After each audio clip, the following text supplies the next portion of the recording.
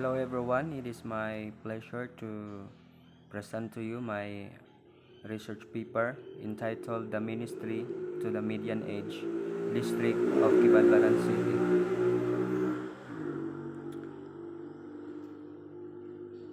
This is my introduction.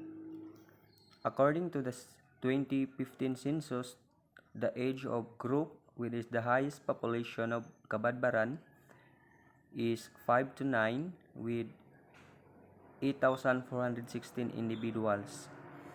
Conversely, the age group with the lowest population is 80 and over with 632 individuals. That the computed age dependency ratios mean that among the population of Kabadbaran, there's are 54 youth dependents to every 100 of the working age population. There are 8 age senior citizen to every 100 of the working population, and overall there are 62 dependents, young and old, to every 100 of the working population. The median age of 24 indicates that half of the entire population of Kabadbaran are age less than 24 and the other half are over the age of 24. That's why growing cities bring unique challenges in the Christian life. One of these is the population growth. Yet many of the people who live in the most urbanized area of which are becoming so busy for their work and duties. In fact, some of people bothered and influenced with different kind of entertainment that are in the city. So cities with a higher populations bring greater accountability to the mission of the church, that in a sense of reaching the median age, both young and adult, or believers and non-believers, toward the cities. So that is my introduction, and this is the statement of the problem. With a growing population rate of the said city and its neighboring barangay is that people are so busy on doing their work and making business. Perhaps many of our young people coming from the other region went to the city due to a certain reasons that they look for a job. And as the city continue to develop and progress, well, also it is the same with the cost of owning or renting the house is very expensive. That's why one of the saddest things happen in the lives of human is that some of our young people today choose to stop going in their studies and decided to help and assist their parents for work in order to compensate the basic needs such as rent for the house, food, water, clothes, electric, and allowance and other basic needs inside a family. So these are just the primary things to consider, that in this situation there are some young and adult family member left behind in order to babysit and take care their children, or either those disabled parents who's staying at home. Many of our young and adult also becomes dependent to the government assistance and beneficiaries such as Porpeace, Tribal, and other programs that belong to the government. But as a matter of fact, all of this small amount of assistance that comes from the government is not enough to compensate all the needs of the said certain family. That's why many are living in the worst situation. The purpose of the study, this research, is to make awareness to all men and women, or either young and adult, as long as they are member of the church around the district of Cabadbaran City, and provide an idea for strategies and approaches with regards of reaching out the median age. It is a group of people where it composed two groups of people, the young and adult.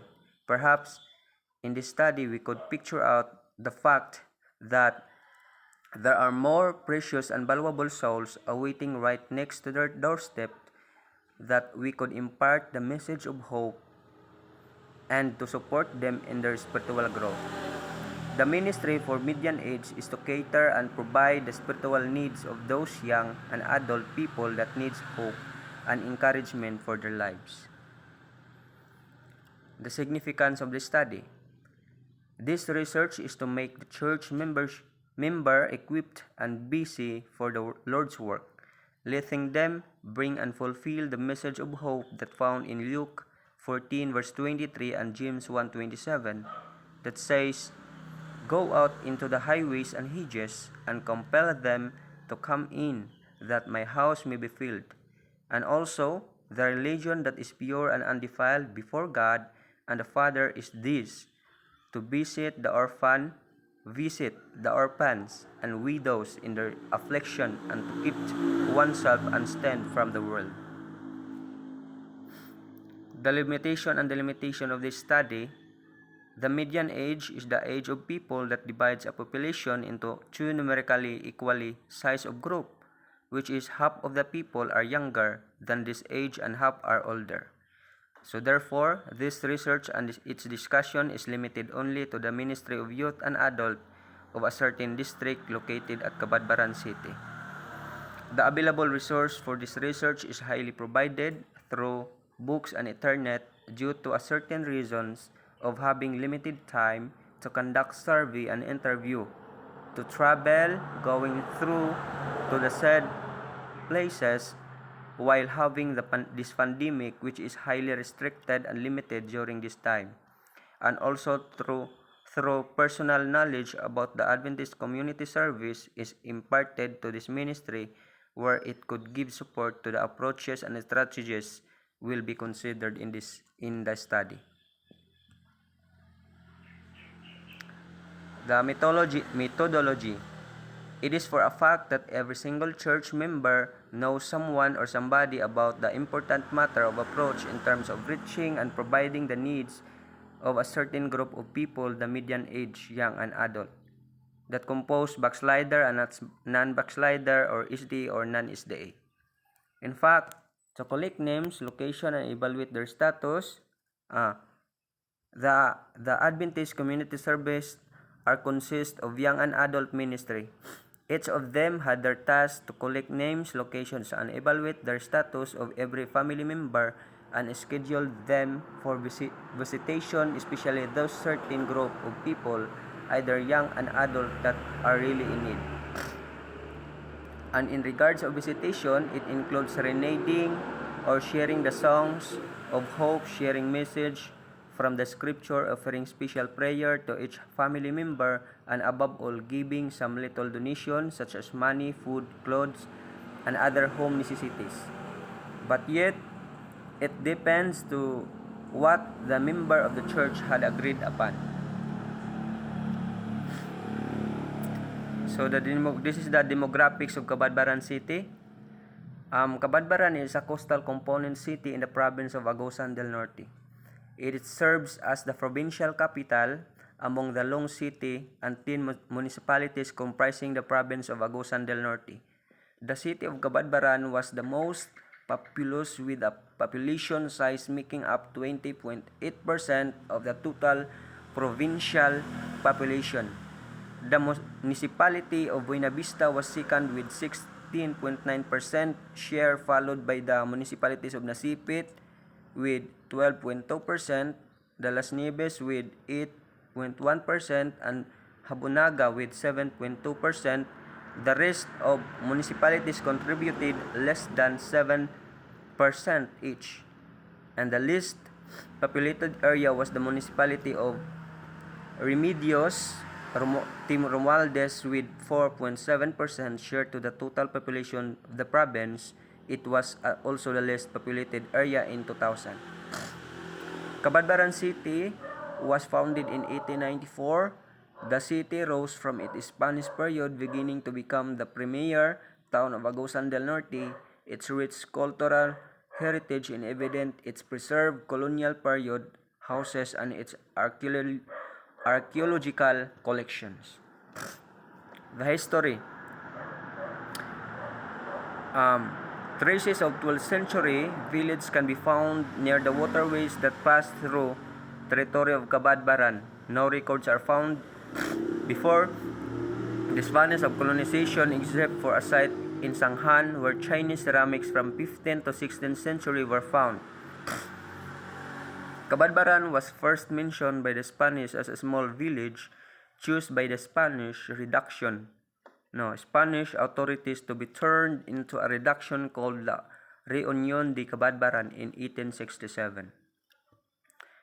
So, the reduction was mostly populated by people from southern Agusan. Then in 1879, the reduction was disbanded and the inhabitants of the reduction went back to their places of origin while remaining migrated to Tubay in 1880 and up to 1881. The reduction was revived by Father Saturnino Orius but was named Tolosa to honor Father Orius' hometown in Spain. So, in the other, when the American arrived, Spanish forces, when forced to surrender, included with them was Captain Andres Artiga. Under the Americans, the town was called again as Cabadbaran. In 1903, the public education system was establishing with George Bonner as the first American teacher. Public health also improved when Dr. Pedro Malbas was appointed as the public health officer in the 1920s and constructed sanitary toilets, deep wells, and drainage canal. So, Cabadbaran is a coastal component province of Agusan del Norte.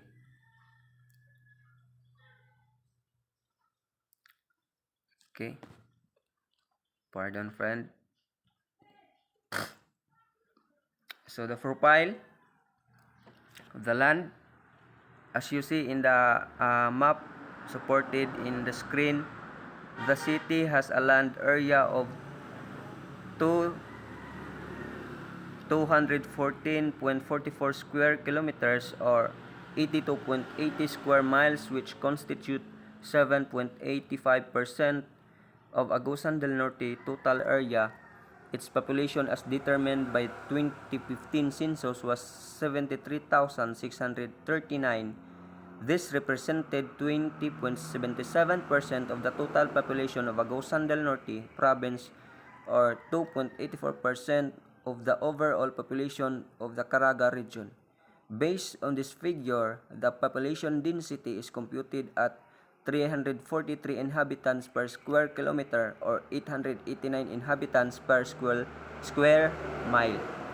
The city center of Cabadbaran is situated at approximately 9°7' north and 125°32' east in the island of Mindanao. Elevation at this coordinate is estimated at 11 meters or 36.1 feet above mean sea level. The people. Combining age group together those age 14 and below, consisting of the young dependent population, which include infant, babies, children, and young adolescent teenagers, make up an aggregate of 33.18% that compose of 24,430. Those age 15 up to 64, roughly the economically active population and actual or potential members of the workforce, constitute a total of 61.63%, which is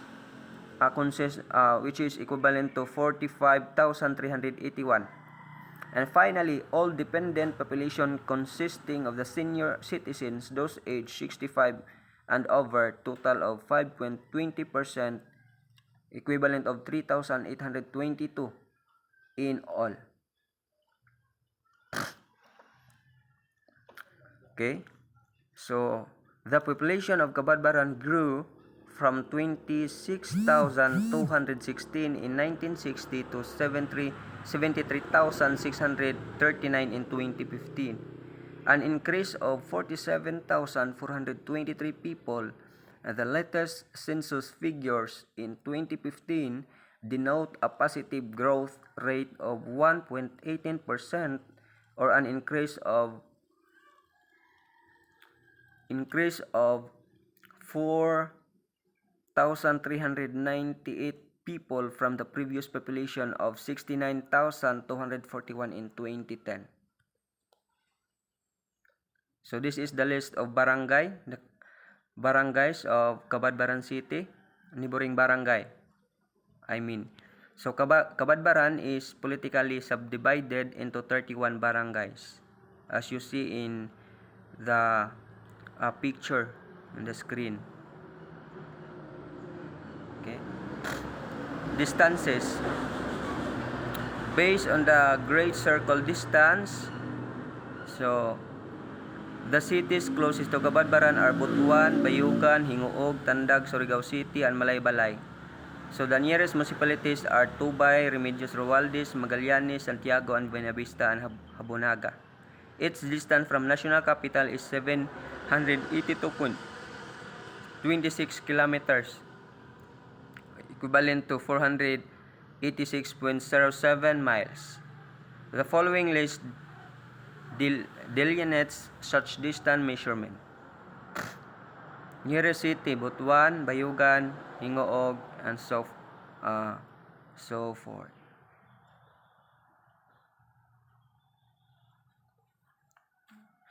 So the language that used to spoke in this certain city is that Cebuano, and the number of people who speak Surigao-non, and also the municipalities speak in variety of the Habunganon, Mainiton, and Gigakitnon dialects of the Surigao-non language, Hiligaynon, Waray, Manubo language, Botoanon, Boholano dialect, and Maranao have also less significant speakers in the area, while English and Filipino are also widely used spoken.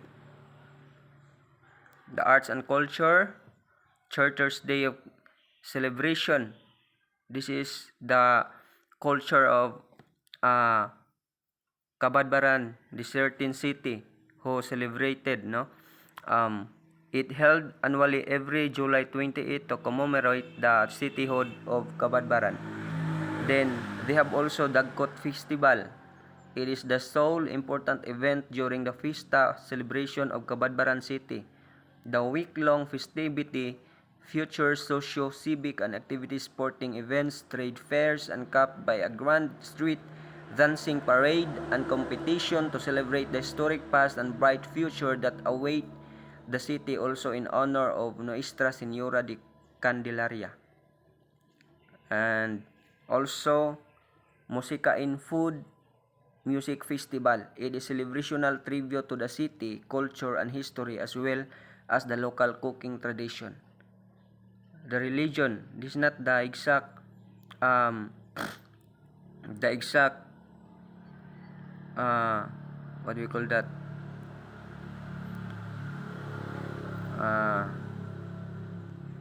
survey, about the religion, because I cannot found the information, about the listing of the religion in Cabadbaran City, but there are some 2010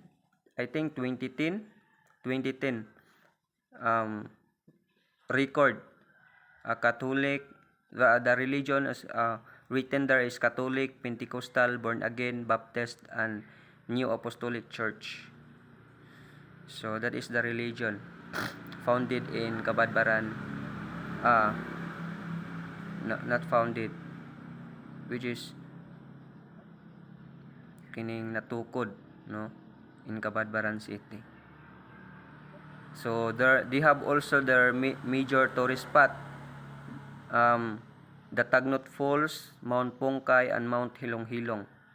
So this is the major tourist spot located near in Cabadbaran City. Okay? So how to get Cabadbaran City? By air and sea.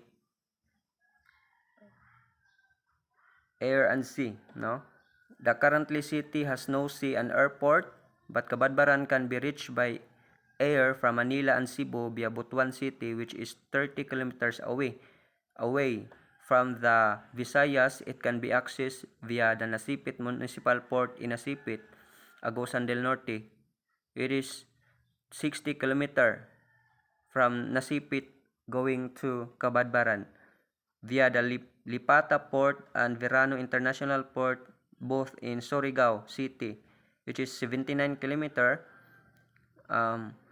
through the Maharlika Highway. It is one of the 1 hour and 45 minutes away by plane from Manila and 55 minutes from Cebu. By sea, it is 38 hours away from Manila and 8 hours away from Cebu. Via the Maharlika Highway and inter-island ferry boat, it is 3 days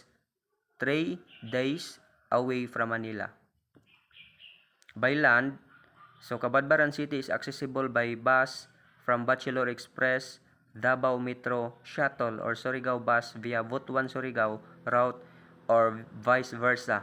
There are also vans, jeep, and multicab that have a route towards both Surigao City and Butuan City, which are stationed in the city transport terminal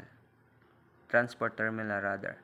So I have one model and approaches to this research, so including my vision and goals, mission. Okay, so my model and approaches is this: the Adventist Community Service program. No, one of their program is social services. Most churches of every denomination provide this essential service for the chronic poor, victims or of disaster, or those in temporary crisis. Food or clothing needed to help people can be purchased or collected from food drives. So this is they have similarities, no, to the program of small group, but this is the old program provided from General Conference, the community services program. They have also community health to provide those people, help those people who are a problem of their who have their health problem. So it is volunteered by some professionals,